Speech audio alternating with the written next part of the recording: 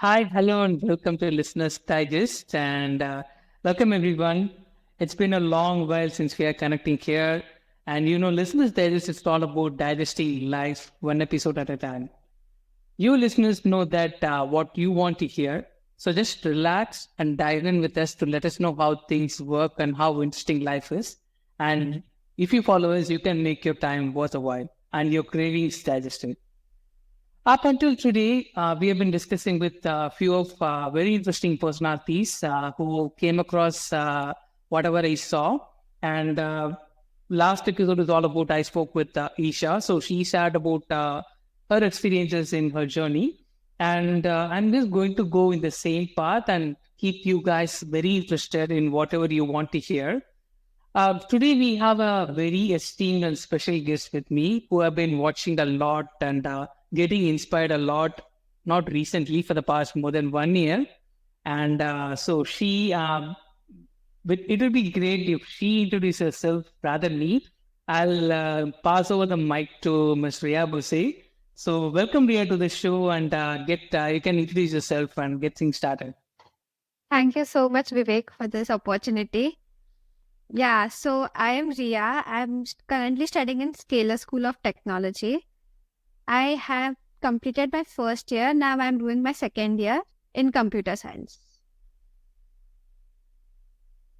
That's very short, and now short reply you can start with because you're doing so good things and inspiring a lot things, taking from whatever you can do. But yeah, things can say. So what started with all these things? So before I start with now bombarding you with questions, I just want to ask a few little start with few questions like how everything started. I've been seeing you like you have secured 242nd rank in AR ICPC contest, and you've been doing some projects. And I just want to start this. What sparked you in interesting? What decided that I'm going to do in this way? I'm going to choose this path. What sparked that moment? Okay, so initially when I had not chosen computer science, I was always fascinated about the robots. Like that time we had the robot dog. And I was always wondering ki if I click a button on my remote, why does this channel start and all? So I was always wondering about all this. So I was interested in computer science. Then I decided to take computer science as my this undergraduate. Then like well, once I got into Scalar School of Technology, before I come to Scalar, I did not have any knowledge about computer science. I just knew that I want to do my career in this, and I was interested in physics and maths. So I thought this would be the best option for me. And then I came into Scalar. And initially it was very hard for me because the peers we have, they are super, super, super good in programming and everything. So to just compete with all of them, it was a little hard initial. But then I have one of my sir, Kshitij sir, so he teaches us DSA. So, my DSA, I started liking DSA in my first year. So, I kept doing my assignments and the contests which are there online. I gave all of them, and then one of my sir, Dhruv Bhaiya, he told me about ICPC. Then I registered for the ICPC, and many of my peers around me were they were also into competitive programming. So we participated in ICPC, and then I just gave it in my first attempt. This was my first time, and I got 242 rank. Okay. So somebody that the takeaway for me is somebody needs to now guide you now. Even if you have a potential, there might be a very good path in order for you to reach there and now prove that you are a worthy person of that. That's what I'm taking away. Yeah, like that's been a quite an interesting story, Ria. How you found out about what potential you have and where that could take you. And on that same note, see, you are a part of School of Technology. So that's like an institute of innovation thing. Like after you go out of school, you're just going into a league. Like, I've been wondering why, like, now, did you get any kind of options when you come out? Do you have any, like, if it's a US kid, they'll be targeting for Ivy schools. So they'll be having some things in mind. Okay, I want to go there. But like that in India, do you have any aspirations to, I want to go to IIT or else I want to do computer science, let alone computer science? Do you have any aspirations before going to Scale School of Technology? Okay, so as most of the science students like preparing for JEE, all will have the expectations of getting into IIT Bombay or something. So similarly, I had an expectation of getting into IIT, but then I couldn't clear JEE. And then I got into top engineering colleges of Karnataka. But then I got to know about Scalar. And then I compared the education, like, it is completely new and different, completely practical, everything. So I got more inspired. And then I chose Scalar. Actually, even in Scalar, I think because I'm also been part of Scalar, so since you already know, the topics and the problems they teach, it's completely close to whatever market is expecting. In fact, I would say, go, it's more than what market is expecting. That like we are always one step ahead. So yeah, coming back to the point, so that you chose a quite different path and you are leading in a quite nice way there. But tell us about now how your preparation for ICPC exams went, and do you now follow some different procedure? Like you said, after coming to Scale School of Technology, only your interest gradually shifted towards computer science. So was that transition very hard for you? Because some aspirations now might be there, but if you choose a sudden change now, then there might be some hurdles or some difficulties or some certain problems you might face. Did you face any kind of problems like that in your start of the course, like that? You share as well. Okay.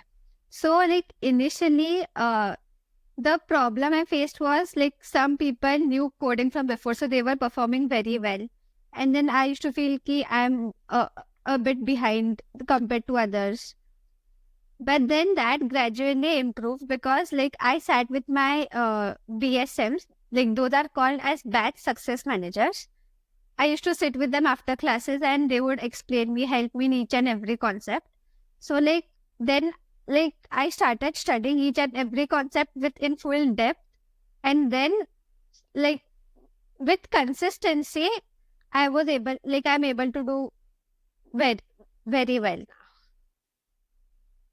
Okay, I think there are two or three points that I could take away from whatever you're saying, going to say.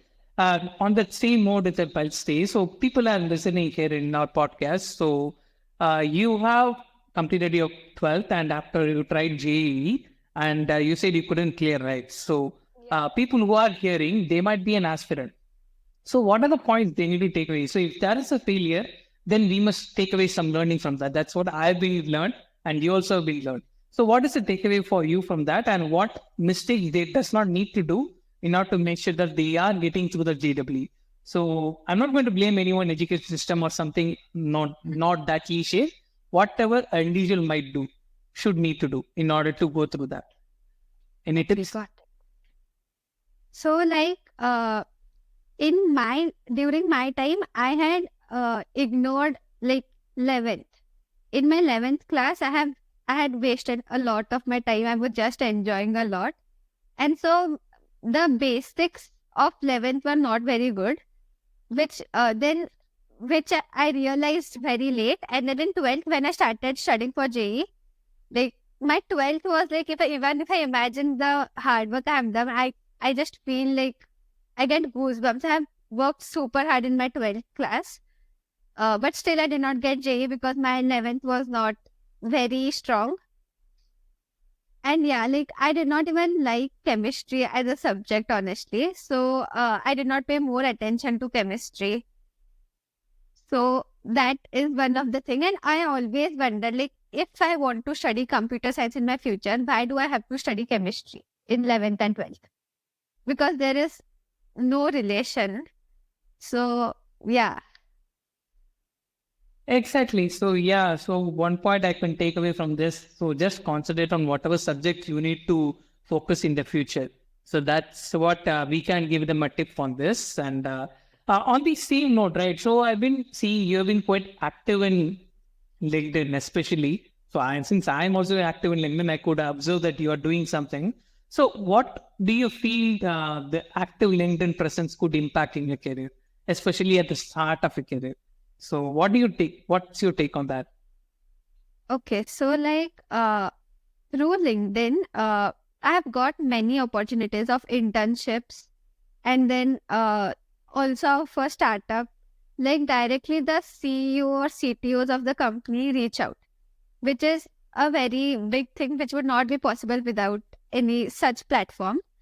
Also, Twitter is on Twitter also we get good opportunities. So I would suggest all the listeners to be active on both of these platforms because they have really even this podcast is through LinkedIn. Yeah. And I've also got into matlab, there are many events going on in Bangalore. So there were few events which had a very high entry ticket, and like through my LinkedIn connections I have got it for like almost free of cost just because of the connections. See, guys, I've been speaking for more than a year. I've been posting like how important is a LinkedIn platform. So now that I have one more soul to explain the same thing which I've been doing. Thank you so much, Ria, for resonating with my thoughts. This is what I've been shouting in myself in my post as well. But I want this to be resonated in my podcast too. That's why I brought up this point. And who would be good than the people who are doing it to say it? So thank you so much for saying that, Ria. On the same note, LinkedIn. So you met some few very good personalities like co-founder of Vedantu and VP of Paytm, right? So like I saw your post that you're speaking with some. So can you share to our listeners what it is the event is happening and what did you share with them? Did you share any insight with them? It would be great for them to hear. Okay, so in Scalar, like almost every 1 or 2 weeks, most of the times the co-founders or like many big personalities come and visit the campus. So the thing what I have observed is all of them have similar thing that they are super hardworking. Their consistency is very good and they are focused. And if any one of you want to build your own company, hard work and persistence is discipline, hard work and persistence is very important, which I've observed in almost all of the super mentors. We call them as super mentors in Scalar. Perfect. Super mentor. That's some superlative term there. And actually, it's apt for them. Yeah. Perfect. And so, like, you spoke with them and you had some fair share of moments with them.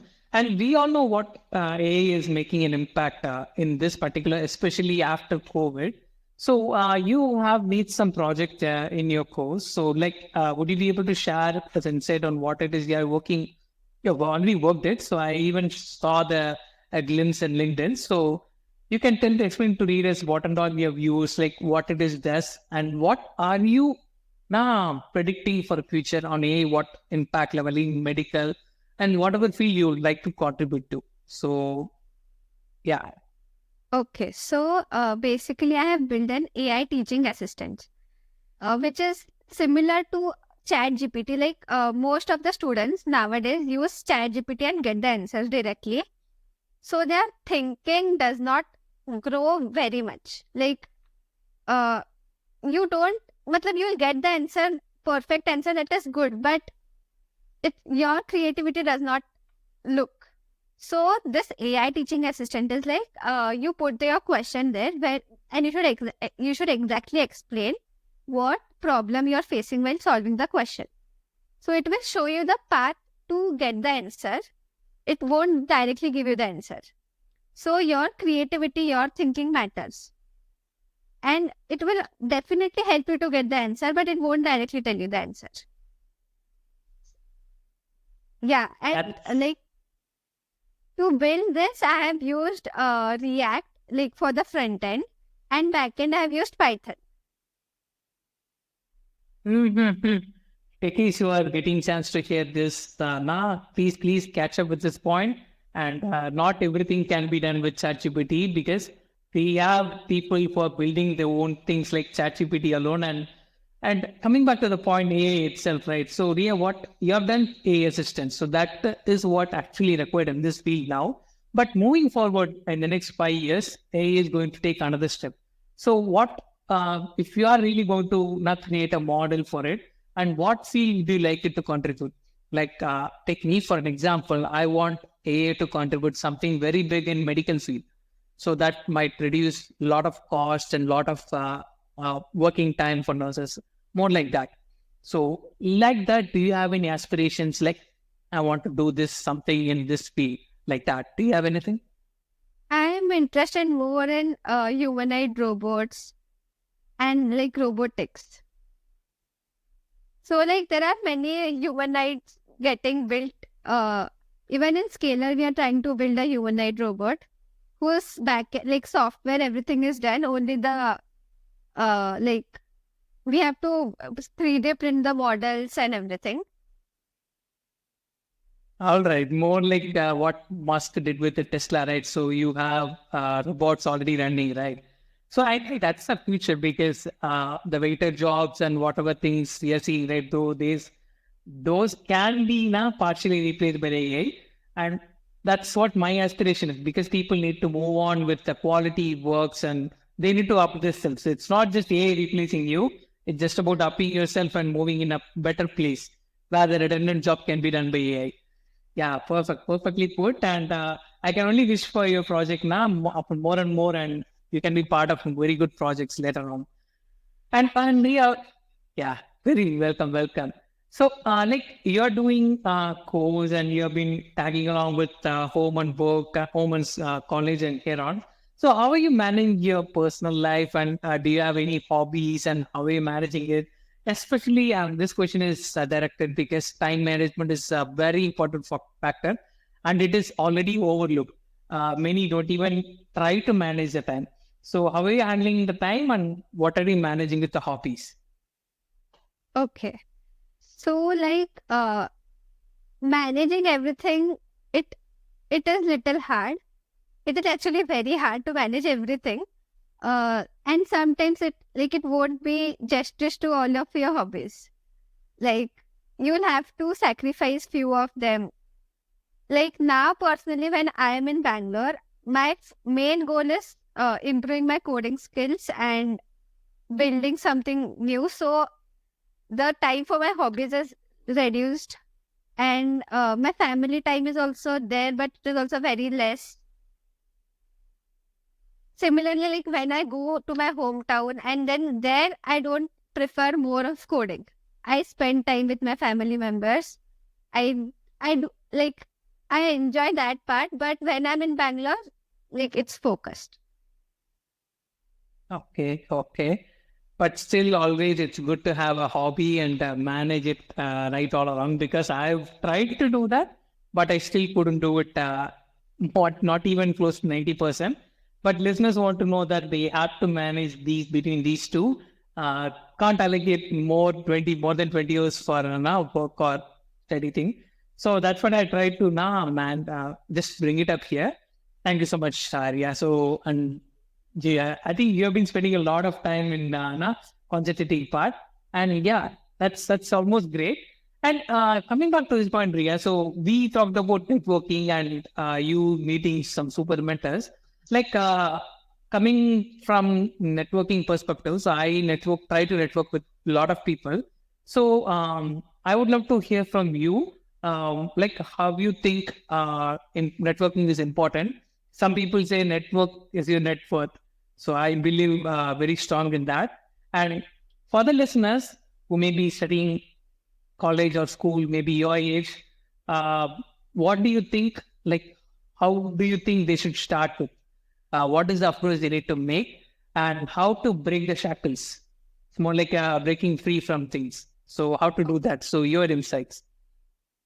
Okay, so like as I've said that I've got many opportunities only by networking, like through LinkedIn and Twitter.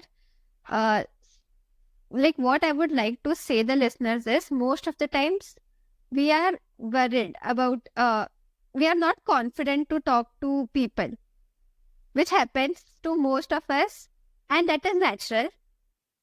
But the thing is just like if you know this person is important and you have to gain some insights from him, you have to keep like you can help him or he can help you or something is there, then just take a step and at least start talking. Start by just hi and I'm building this. Anything you start, but just start talking so that would help you grow your confidence also. And then networking will naturally happen. Actually, thank you so much, Riya, for speaking on networking. If I start speaking with networking, I can go on for all day because that's what it gave to me. It gave me more than what money could offer. It's people. It's people who bring everything with you. So I mean, networking is very overlooked and it needs a lot of attention. So it can bring a community together. It can bring all like-minded together. And I've learned a lot of networking when I was studying in Scalar. And I'm trying to keep it up with myself and taking it to the next level so that it could at least widen my circle and it can benefit a lot of people, including me. So once again, thank you so much for bringing it up. And do you have anything to share to our listeners, like any kind of advice, any sharings before we wrap it up? Yeah, so like I would say most of them are working or students. So I would like to share if you have any goal or you have any project which you have to build, most of the times we just delay it, which I have observed with myself also. So just take a step, keep taking a step, don't think anything. Start taking steps, start taking actions, then only things are going to happen. Or else, like consistency is very important, persistence, discipline, and focus. Yeah. Yeah, I think the mantra is consistence, persistence, and hard work. And these are the three things Ria has been iterating again and again. That is what is keeping and going to keep her going. And I can only wish her very good luck. And for the years ahead, she's going to now go through the success for all years ahead. And congratulations, Ria, and now on your progress and what the course you're working on. And perfect. And thank you so much for joining with me and sharing your knowledge with all the listeners here. And we can only hope that we can meet once you go through a certain incident. We can again call you up and share some insights on our listeners because anyhow, the points you're going to share is going to help a lot of people here. Yes, thank you so much, Vivek, for this opportunity. And sure, definitely I'll come back once again. Perfect, Riya. That wraps up our insightful conversation in networking and in AI with Ms. Riya. We hope you enjoyed the episode. Don't forget to share and let us know your thoughts in the in below. Stay tuned for next episode. Until then, take care. Bye.